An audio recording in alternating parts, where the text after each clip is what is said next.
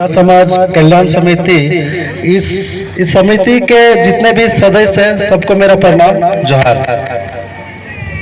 देखिए हम लोग अभी ऐसे रास्ते से गुजर रहे हैं ना, हम लोग को सबसे ज्यादा भी जाति विसंगति के कारण ही हम लोग अभी बहुत ज्यादा पीछे चल रहे हैं। हम लोग जो 9 जाति है, सबसे पहले इनको तो हम लोग भूया जाति में ही शामिल कराने का कोशिश करेंगे, वो भी झारखंड सरकार से। अगर हम लोग सभी मिलके सभी क्षेत्र के हमारे पास बहुत सारे सदस्य हैं जिनका विधायक जी से संपर्क है, सीधे संपर्क है, मंत्री जी से भी संपर्क है। तो जितने भी विधायक जी हैं उनसे हम लोग संपर्क करके अगर मुख्यमंत्री जी से अगर हम लोग एक बार मिलेंगे और अगर उनसे अगर हम लोग रिक्वेस्ट करेंगे कि अगर आपके द्वारा कुछ हमारे समाज के लिए हो सकता है जाति निर्गत करना, तो भी ये हमारे लिए काम हो सकता है। इसके बाद हम लोग दिल्ली सोचेंगे या बाहर सोचेंगे। आर्थिक सहयोग बहुत जरूरी है, धन का भी बहुत जरूरी पड़ता है। इसलिए मान लीजिए हमारे समाज में ही एक जॉइंट अकाउंट खोला जाए और हम लोग आपस में ही एक निर्णय लिया जाए, हर गांव या हर क्षेत्र से सहयोग राशि हर महीना कलेक्ट करें और उस पैसे को उस अकाउंट में रखा जाए और जितना भी हम लोग ये जाति समस्या से जितना भी लड़ाई लड़ रहे हैं उसी पैसा का उपयोग किया जाए। बाद बाकी ये सब करने के लिए युवाओं का भी बहुत जरूरी है।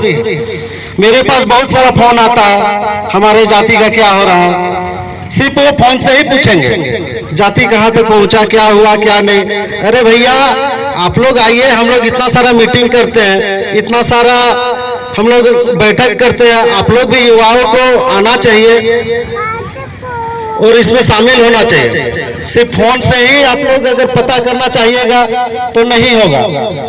ये लड़ाई हम सबका है, बुजुर्गों का भी है और युवाओं का भी है। और आने वाले जो अभी स्टूडेंट है जो पढ़ रहे हैं 9th क्लास 10th क्लास में है, उन लोग को भी अब अभी से ही जुड़ना होगा, क्योंकि मुझे पता है ये लड़ाई अभी लंबी चलने वाली है, ये तुरंत में नहीं होगा।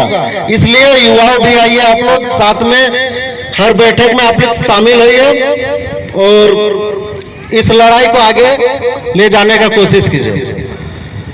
समय कम है, बोलना तो बहुत कुछ है, लेकिन समय के अभाव के कारण मैं अभी और कुछ एक्स्ट्रा नहीं बोल रहा हूँ। धन्यवाद।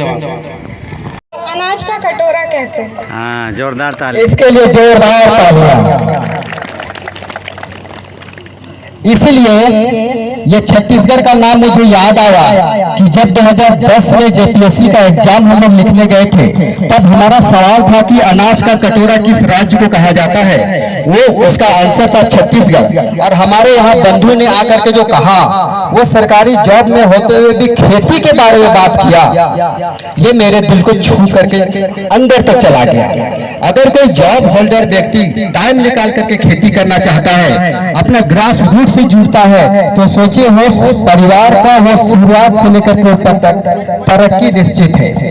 और हमारे झारखंड में होता क्या है, अगर किसी को 40-50 हजार पर मंथ का वेतन मिल गया तो वो खेती बाड़ी को एक घृणित कार्य समझता है और वो खेती बाड़ी करता ही नहीं है। ये हमारे झारखंड की सच्चाई है। इसीलिए आज पता चला कि छत्तीसगढ़ में रहने वाले हमारे भाई क्या सोचते हैं खेती बाड़ी के बारे में।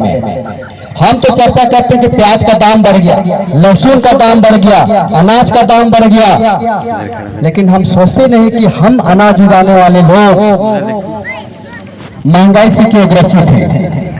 आज तक मैं बता दूं, मुझे प्याज का अभी मार्केट में क्या रेट है मालूम नहीं है, क्योंकि मेरे घर में साल भर खाने के लिए प्याज उपलब्ध रहता है, लहसुन उपलब्ध रहता है। मुझे पता नहीं बाजार में कितना दाम है। लोग कहते हैं कि 400-500 रुपए केजी है।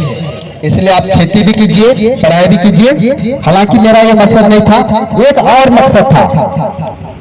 अगर मान लीजिए हमारे इतने सारे लोग किसी कंपटीशन परीक्षा में बैठ जाते हैं और हमारा सवाल होता कि मध्य भारत का कटोरा या अनाज का कटोरा किस राज्य को कहा जाता है, तो सारे इतने एक को छोड़ करके सारे के सारे अभ्यर्थी का आंसर गलत हो जाता है।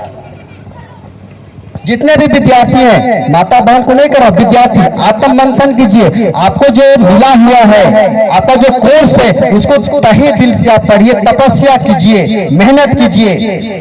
आजकल जैसे हमारे मीडिया प्रभारी बोल रहे थे कि सोशल मीडिया में हम लोग बहुत ज्यादा इंगेज रहते हैं, जिसके चलते हम कोर्स से बाहर चले जाते हैं और हमारा जो मकसद होता है आगे बढ़कर के सरकारी नौकरी करने का, वो धरा का धरा रह जाता है और हमारे माता पिता को पछतावा के अलावा और कुछ नहीं मिलता है। और इसीलिए आप लोग से कहना चाहता हूं कि आपके माता पिता पसीना बहा करके अपने खून को पसीना में बदल बदल करके आपको कॉलेज भेजते हैं, आपको स्कूल भेजते हैं, आपको महाविद्यालय भेजते हैं। आप उसका फायदा उठाइए ताकि बाद में आने वाला समय में आप खुद तो पछताएंगे ही, अपने माता पिता को भी पछताने के लिए मजबूर कर देंगे और हमारा जो समाज है वो भी पछताएगा। इसीलिए ये हमको नहीं करना था।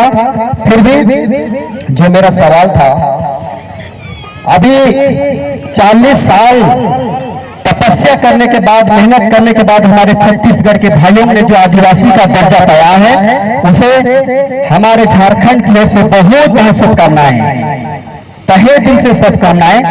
और हमारे पड़ोसी राज्य उड़ीसा में भी हमारे भूइया जाति के लोगों को अनुसूचित जनजाति की श्रेणी में रखा गया है। हाल फिलहाल में छत्तीसगढ़ के भाई भी आदिवासी की श्रेणी में हैं। हमारे झारखंड में भी भूइया समाज को आदिवासी की श्रेणी में रखने के लिए आंदोलन चल रहा है, उसमें भी प्रक्रिया चल रही है। इसीलिए हमारे समाज में दो तरह का विचारधारा आ गया है। पहला सवाल ये करते हैं कि हम आदिवासी बनना चाहते हैं कि हम हरिजन बनना चाहते हैं। हरिजन जिसे हम लोग अनुसूचित जाति कहते हैं।